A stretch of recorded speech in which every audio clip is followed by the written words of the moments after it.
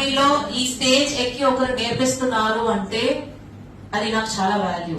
సరేనా, నేను అందరినీ అలా తీసుకొచ్చి డబ్బుల కోసం నిల్చోబెట్టేసి డబ్బులు సంపాదించే మెంటాలిటీయో ఐడియాలో నాకు లేదు.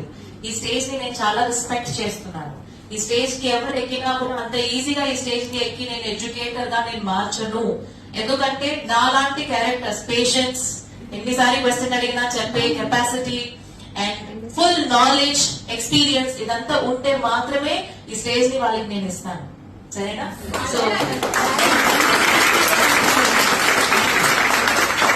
సో ఇక్కడ వచ్చిన ట్రైనర్ కూడా ఓకే, జస్ట్ అలా వాళ్ళతో మాట్లాడేసి ఇలా రప్పించలేదు.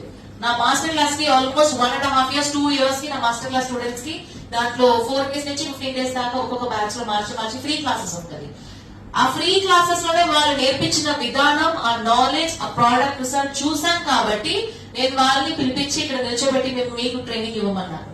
వాళ్ళ ఊరికి వేస్ట్ గా ఏదో వచ్చాము చేసాము వెళ్ళామని ఉంటే నేను ఈ స్టేజ్ ని వాళ్ళకి అస్సలు ఇచ్చేసి ఉండను. సరేనా? సో ఏది చేసినా ఇక్కడ ఆ ట్రైనర్ కి నేను చాలా వాల్యూ ఇస్తాను. ఎవరితో తీసుకొచ్చి పర్మనెంట్ ఐబ్రోస్ చేసేయండి, బీబీ గ్లో ఫేషియల్ చేసేయండి, లేజర్ ట్రీట్మెంట్ చేసేయండి, బయట అన్ని జరుగుతున్నాయి, అవునా కాదా?